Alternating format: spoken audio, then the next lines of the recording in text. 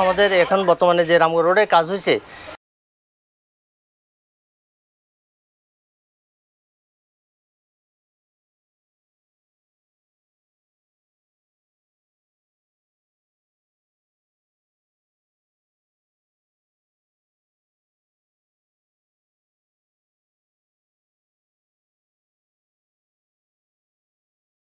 বাড়িতে আজ 12 দিন পানি উঠেছে, ঘরে দুয়ারে আমরা থাকতে পারিয়ে না, আমার ঘরের ভিতরে পানি ঢুকছে, আমরা বউ বাচ্চা নিয়ে আমরা থাকতে পারিয়ে না, রান্না করে খাইতে না, আগো ব্যাগ বাসে জলের ভিতরে ঘরের ভিতরে জল ঢুকে।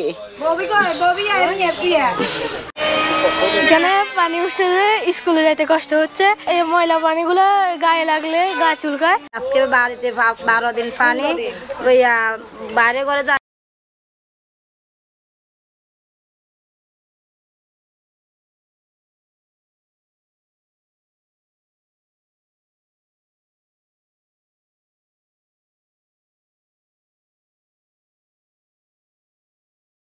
আমাদের এখানে এই যে এটা দেখতেছেন, এটা হচ্ছে আসলে মানব সৃষ্ট দুর্যোগ। আমি এটাকে প্রাকৃতিক দুর্যোগ বলতে রাজি না।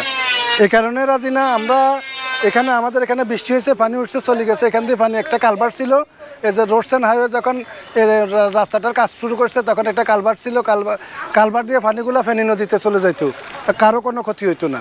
কিন্তু রোডস অ্যান্ড হাইওয়ে একদম সম্পূর্ণ ইচ্ছাকৃতভাবে মানে এই দুর্যোগটার কষ্ট দিতেছে। আপনি দেখেন এখানে প্রায় 100 পরিবারের মতো কষ্ট করতেছে, ছেলেপেলে স্কুলে যাইতে পারতেছে না, ময়লা পানিতে রাত হলে সাপের উপদ্রব করে, ময়লা পানিতে যাচ্ছে, প্রত্যেকটা ছেলের অ্যালার্জির সমস্যা হচ্ছে,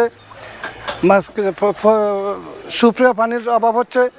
মাত্র একটি ফোন কলে দেশব্যাপী হোম ডেলিভারি দিচ্ছে ওমেরা এলপিজি।